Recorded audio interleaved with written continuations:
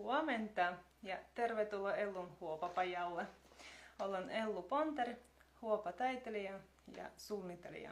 Tänään puhutaan huopapalloista ja minä näytän teille useampia tapoja, eli minä lasken niitä 5, miten tätä huopapalloa valmistetaan.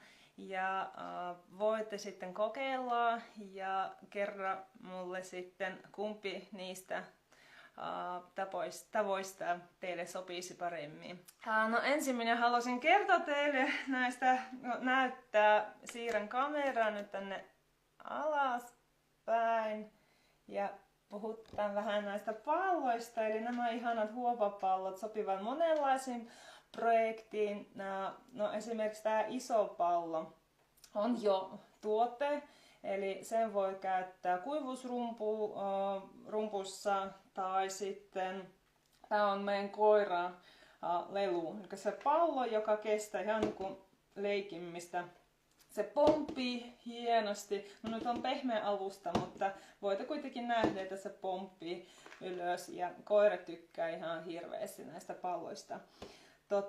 On myöskin palloja, voi olla pieniä ja jos niitä useampia yhdistetään jonkun tuotteen, voi tulla jopa rannekoru tai sitten tässä mulla on kaulokoru. Huopapallon lisäksi mulla on muovista tehty näitä muita palloja. Tää on kanssa mun melkein ensimmäinen kokeilu. Tässä on useampia huopapalloja niin kuin tuossa kanssa. Niitä neulohuovuttamalla sitten yhdistetty.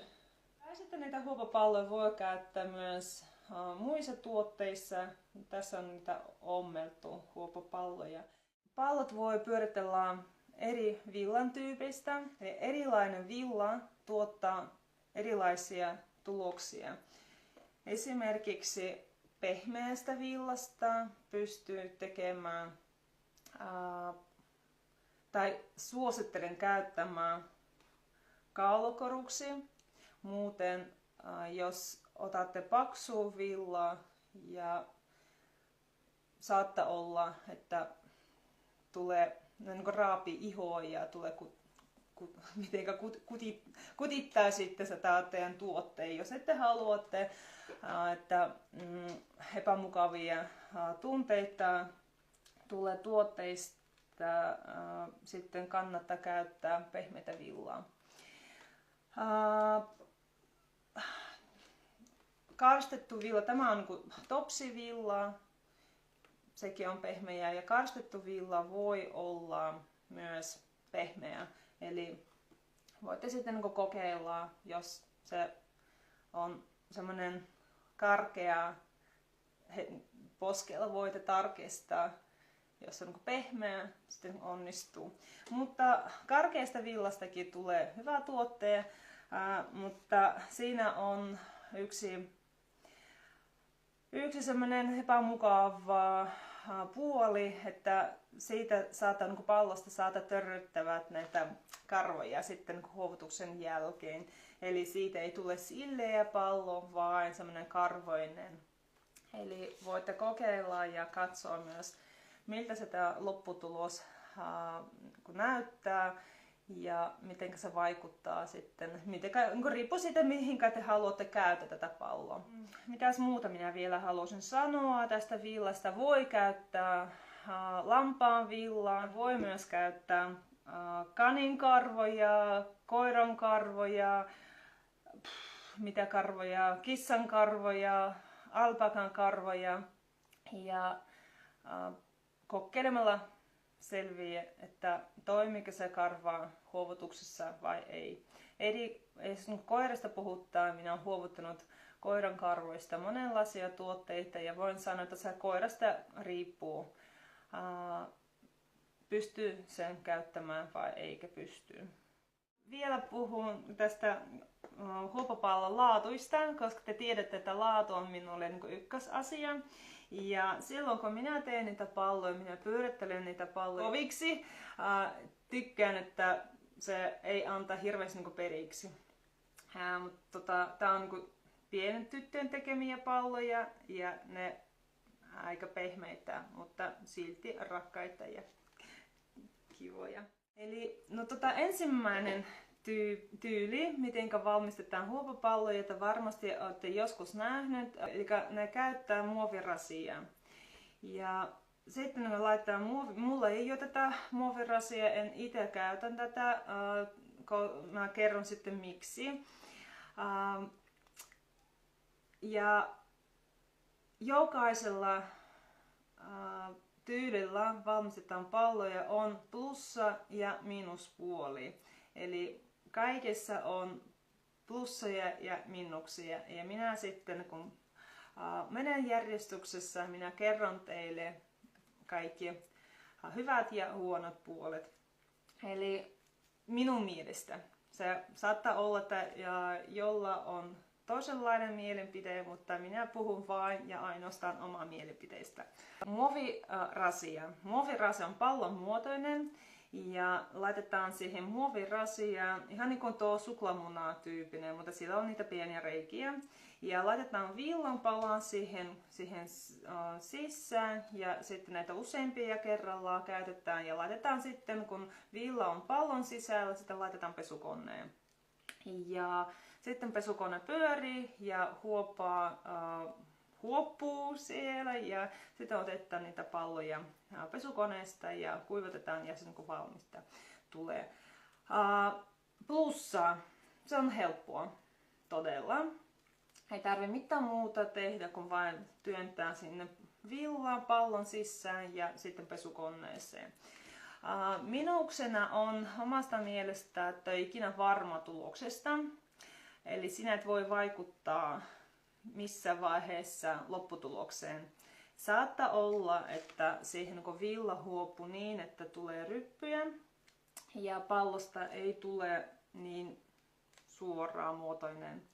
Ja minulle se on iso miinus, koska minä on tarkkaa laatuista. Sen takia en käytä tätä tyyppiä.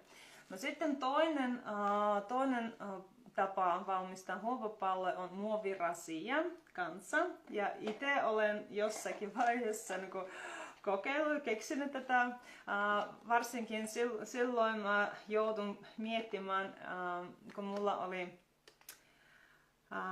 perhe huovutuskursseilla ja äidin kanssa me tehtiin näitä erilaisia tarkkoja juttuja, mutta lapset ovat pieniä ja niille piti keksiä jotain tekemistä ja sen takia mä oon miettinyt ja keksinyt sellaista tapaa ja lapset tykkää ihan älyttömästi.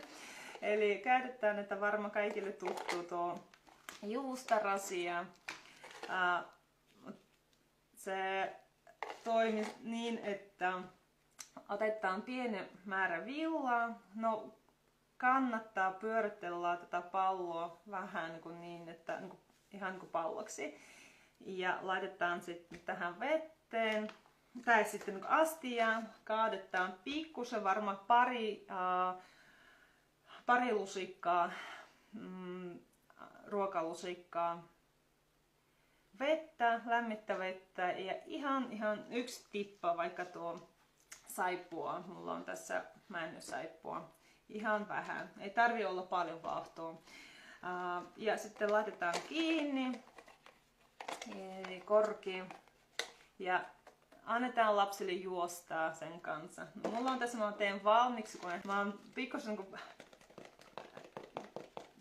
pyörittänyt tätä rasiaa niin, että varmaan 5 minuuttia, 10 minuuttia riippuu miten aktiivisesti te voitte heiluttaa. Lapset ottaa sen oman kätteen ja lähtee juoksemaan. Ja samalla liikuntakin tulee niille ja ne voi heiluttaa tätä. Korkki pitää olla vain tiiviksi kiinni ja sitten ne heiluttaa tätä rasiaa ja samalla työ huoppuu. Ja jossakin vaiheessa kuuluu tämmönen ääni. En tiedä kuuluuko teille.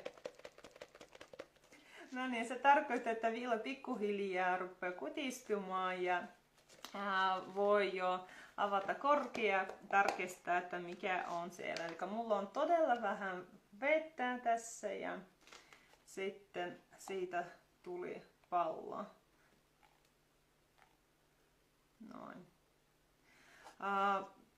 Eli plussa on taas helppoa. Suosittelen käyttämään pehmeitä villaa, eli hieno villa, koska se pystyy huopumaan paremmin. Ja valmiiksi niin pikkusen voit pyöritellä tätä palloa, että ihan niin kuin olisi niin palloksi. Muuten se saattaa tulla näitä kanssa niin ryppyjä. Jos niitä ryppyjä tulee, mitä te teette, ei tarvitse huovuttaa ihan niin loppullisesti. Korkki voi tästä niin aukaista ja tarkistaa, että miten tämä homma etenee. Jos huomaa, että siihen tulee kuitenkin näitä ryppyjä, mitä te teette, te voitte ottaa sen pallon, sitten ottaa uutta villaa ja vähän niin kuin sille pyöritellaan palloksi. Ja sitten takaisin sinne rasiaan, korkki kiinni ja taas lapsi menee juoksemaan. Sitten anna vain mennä ja jatketaan hommaa. Se, niin kuin sanoin, että lapset tykkää ihan hirveästi ja miksei se voi olla molempin kätteen otettava 2 rasiaa ja mennä sitten juoksemaan tai samalla liikunta meillekin kannattaa joskus tehdä niitä aamujumppaa esimerkiksi. Jos teille on, tässä heti sanon, että jos tarkoitus tehdä useampia palloja ja niistä pitäisi tulla samankokoisia, kannattaa punnitse villaa ihan alussa. Eli te otatte ison palan villaa ja vaakalla tai voitte ihan, jos silmät pelaa, että voitte laittaa useampia villapaloja sitten niin valmiiksi ja sitten niistä ruvetaan pyöritelemään. Koska muuten jos teillä on yksi pallo valmis, ihan mahdotonta sitten ottaa saman verran villaa. Meillä on numero 3. Pallon valmistetaan neulalla, huovutusneulalla. Sille minä aina tavallaan karstaan villaa kädessä valmiiksi, koska jos otetaan villaa, pienpala villaa ja siinä on niitä kuituja vähän niin kuin sotkussa, niistä ei tule suoraan niin kuin siisti pallo. Neula huovuttamalla tehdään pallon niin, että mä aina karstan ensin, tai sanotusti niin kuin karstan sormeilla, koska mä haluaisin, että villan kuitu on suora ja auki ja hapsut ovat auki, tässä niin kuin reunat, sillä mä pystyn valmistamaan siisti, kaunis pallo. Eli yhdestä reunasta minä otan sen kiinni ja aloitan pyörittelemään. Yritän avata sormet, että näkyy tämä aukaista sorme. Eli ruvetaan pyörittelemään palloksi niin, että täällä mulla on pallo ja nämä karvot auki tuosta. Ja koko ajan, miten tiivimmäksi me voimme alussa pyöritellä, sillä meillä on paljon helpompaa saada sen pallon tai tiivimmäksi se siitä tulee. Eli vähemmän pitää työskentellä neulan kanssa. Eli noin, ja tässä mulla on karvat auki. Aukasen niitä ja sitten pyörittelen ihan loppuun asti. No niin. Nyt minulla on semmonen pallo. Mä laitan alustalle ja varovasti molemmista kaikista suunnoista aloitan huovuttamaan neulalla. Tässä pitää muistaa, että neula liikkuu ylhäältä alas, muuten se särkyy. Ja koko ajan pyörittelen tätä palloa kaikista suunnoista.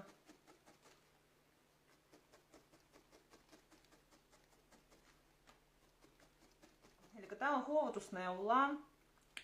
Minä käytän ohuita, hienoja neuloja, koska niille pystyy saamaan hyviä tuloksia, mutta neulat voivat olla erilaisia. Ne voivat olla ohukaita tai paksuja.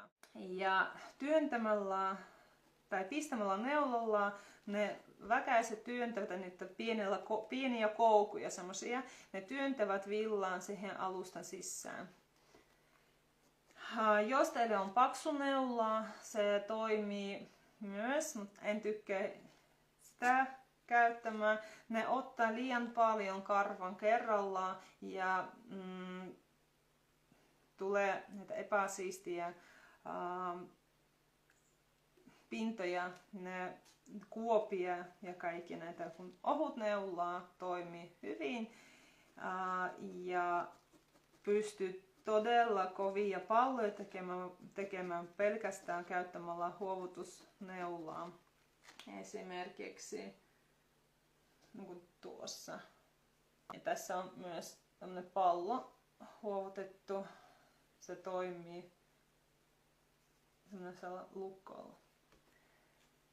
Ja näitä neuloja saisi minun nettikaupasta. No niin, eli mitä enemmän me pistetään neulalla, siitä tiivemmäksi saa sitten pallo. Koko ajan pitää muistaa pyöritellä palloa ja hoitaa ihan kaikista suunnoista se pallo. Noin. Mikä on tässä plussaa? Siitä tulee siisti lopputulos ja pystyy aina kontrolloimaan, mitä sinä teet. Aina voi laittaa tänne tarvittaessa, kun on pallo valmis, voitte laittaa lisää, jos tekisi mieli pallosta tehdä vähän kuin isommaksi. Jos mä laitan lisää villaa, minä käsittelen neulalla samalla tavalla jokaisesta suunnasta. Neula ei tarvitse työntää siihen työhön hirmu syvällä, koska väkäiset ovat tässä kärjessä, neulan kärjessä, joten puoli senttiä riittää. Ei tarvi ihan kokonaan upota siihen. Okei. No niin, eli pikkuhiljaa pyöritelemällä palloa me käsitellään kaikista suunnoista. Mutta tämä homma on hidas. Mitä enemmän pistetään neulalla, sitä niin tiivemmäksi tulee. Seuraava tapa on 4, märkä huovuttaminen. Tarvitaan vettä. Tässä mulla on saippuavesi ja sitten villaa. Otan samaa villaa. Samalla tavalla minä kuivana pyörittelen tätä villapalaa palloksi. No niin. Tiivis pallo tästä kärjestä ja mennään pyörittelemään. Useampia kertaa voidaan kokeilla. Kyllä se siitä tulee. Hapsut pitää aina aukastaa, sillä ne peitää pallo nätisti ja tulee niinku siili ja pinta niinku tuossa. Voi käyttää kaikki saippua. No, tämä on mäntysaippua, mulla on tässä oliivisaippua. Ja en käytä faaria itse, koska minusta se antaa turhan paljon näitä kuplia. Minä vaahtoa, minä niistä en tykkää. Sitten kastelen. Nyt mä kastelen. Ja sitten mitä me tehdään? Me laitetaan kämmenen keskeen ja ruvetaan pyörittelemään. Ja kannattaa aloittaa tosi hitaasti, hellasti, ei saisi missään vaiheessa niin heti painaa kovasti, vain tosi hellasti. Voi tarvittaessa laittaa lisää karvoja, kaastellaan ja sitten saippua. Tässä vaiheessa alussa voisi laittaa enemmän saippua. Saa olla vaahtoa myös.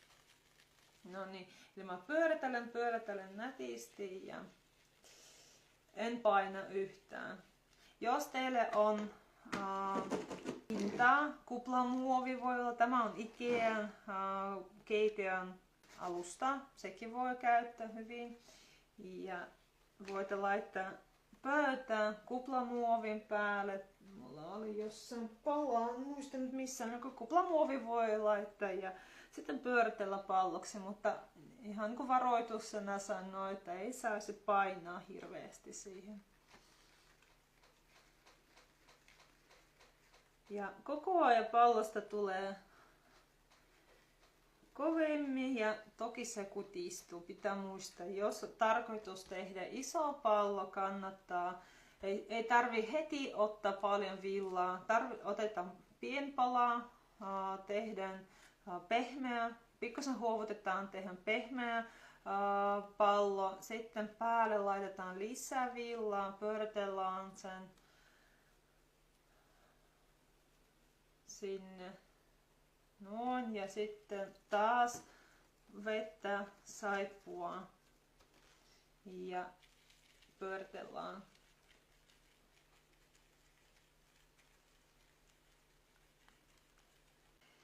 No niin, eli tästä näkyy. Ja sitten kun lopussa voi käyttää niin pöydän vastaan, pyöritellaan. Jos teillä on, kun vinkkinä kerron, jos teillä on useampia palloja, että voitte ensin huovuttaa niitä vähän, että ne pysyy muotonsa, mutta sitten laitetaan niitä useampia kerralla ja voitte pyöritellä vaikka 2 kädellä useampia palloja kerrallaan. Eli otetaan niin tuosta vielä, jos minulla on joku pallo, minä otan niitä kaikki ja sitten tavallaan kun vanutusvaihe tapahtuu, pyörittämällä kaikki pallot kerrallaan. Se paljon niin nopeammin työ tapahtuu tai niin etenee ja sitä kannattaa säästää sitä voimaa ihan sille niin viimeiselle vaiheelle silloin, kun se pallo on jo tiivis ja halutaan vielä kovemmaksi huovuttamaan. Sitten kannattaa painaa voimaa, käytä voimaa ja paina pallon päälle ja sitten niin kutistaa. Minä aina käytän lämmintä vettä, koska minä huuhtelen kädelläni ja mä haluaisin, että mulla olisi mukava työskennellä, enkä tarvii. Villa on elävä materiaali. Sille ei tarvitse antaa mitään shokkia. Enkä suosittelen teille huovuttamaan kuumalla vedellä. Miksi? Eli jos minä otan kuuma vettä tai kiehuvaa vesi ja kaadan villaan päälle, kyllä se kutistuu. Mutta miten se kutistuu? Se kutistuu näin. Se kutistuu, jokainen karva kutistuu omalla tavalla ja siitä ei tule siistiä. Eli pitää hellästi pyöritellä ja lämmitä vettä ja kaikki pitää olla mukavaa.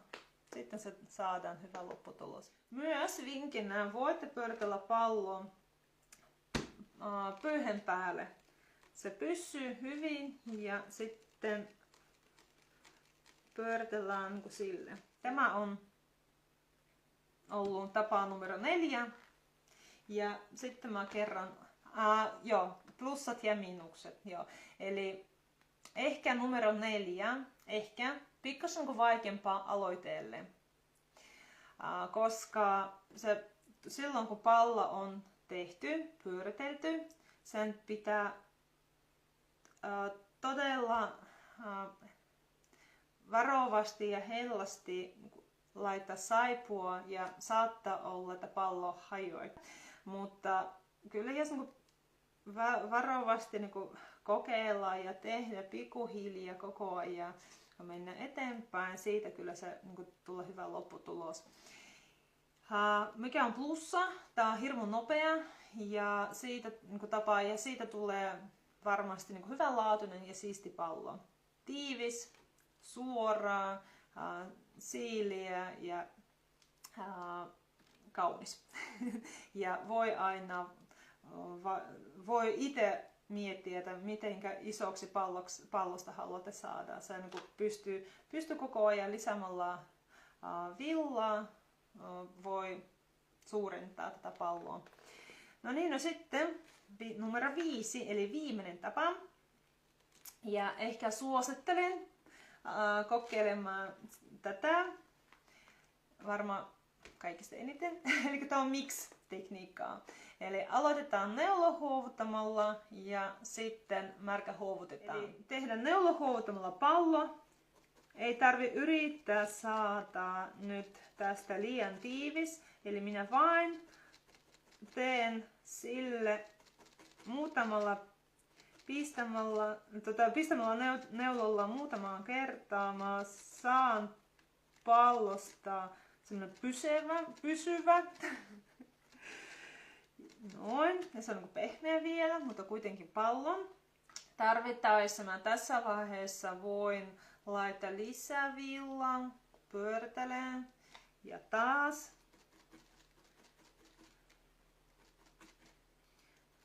laitan kiinni. Että se pysyy, se ei tarvi mitään muuta tehdä kuin vain neulalla muutamalla kerralla pistän ja voi laittaa lisää. Aina pitää aukasta, että villakuidusta tulee ilmaavaa ja taas pyörittelen. Tarkasti avaan ne hapsut ja taas laitan kiinni. Mutta joo, pitää muistaa, että nyt tässä vaiheessa pallo on kyllä voi olla, että riittävän kokoinen, mutta kun minä rupean huovuttamaan, se kutistuu. Villa aina kutistuu. Ja jos minä haluaisin, että pallosta tulee tämän kokoinen, mä laitan vielä ainakin 2 kertaa enemmän villaa, koska silloin kun se huoppuu tai vanutusvaiheessa pallosta tulee paljon pienempi. Eli jos minä haluaisin iso pallo, mä tarvitsen tähän tosi paljon villaa. Okei, no nyt se on tavallaan kun neulahuovutettu. Sitten minä vasta kaastelen.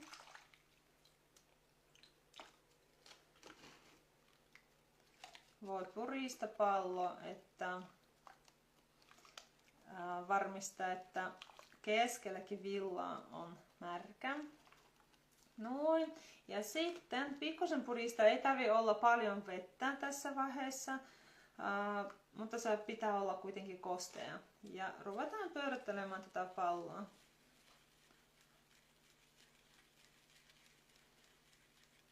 Ja lapselle on kanssa märkä huovuttaminen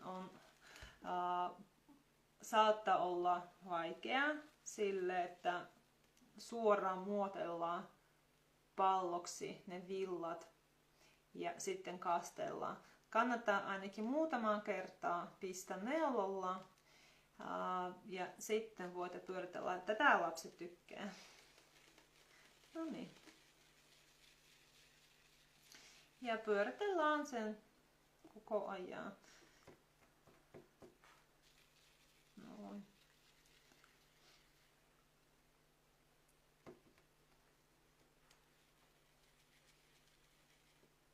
Ja tässä vaiheessa se näitä villakuituja tulee, tai niitä villakarvoja ei enää niin törröttävät siihen ja koko ajan tulee siistimpiä pintaa. Ja jos teette paljon palloja, vinkkinä myös voitte käyttää pesukoneen, mutta pesukoneessa kannattaa laittaa palloja vasta silloin, kun ne ovat aika tiiviksi huovutettu, pyöritetty kädessä. Miksi? No, jos ette haluatte saada yllätyksiä, sitten kannattaa ensin valmistella hyvin niitä palloja. Ja noin, voitte kaikki kerrallaan, pyöritellaan. Ja silloin kun ne ovat aika tiivis, sitten vasta voitte laittaa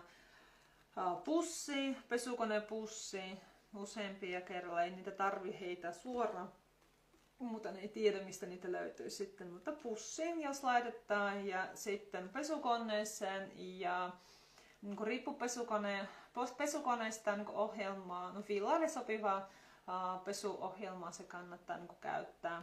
Ja pesukone teidän puolesta huuhtella niitä palloja ja kuivattaa ja vielä vanuttaa.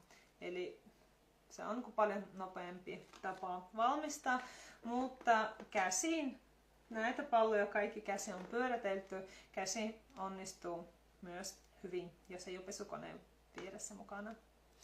No niin, niin kuin aina sanoin, että vain kokeilemalla oppii. Voitte kokeilla erilaisista villan tyypeistä ja siitäkin huovuttaa ja siitäkin tulee erilaisia näitä lopputuloksia. Ja sitten voitte laittaa näitä valokuvia, kun teette. Voitte laittaa valokuvia jopa Instagramin profiiliin mulle voitte kirjoittaa suora viesti tai voitte myös laittaa omille sivuille ja voitte laittaa hashtag tai merkittää minun profiili miukumauku ellunhuopa tai sitten hashtag ellunhuopa ja minä voin käydä katsomassa teidän teoksia. Tarvittaessa, jos haluatte vinkkiä, voitte ottaa yhteyttä. Hieno juttu!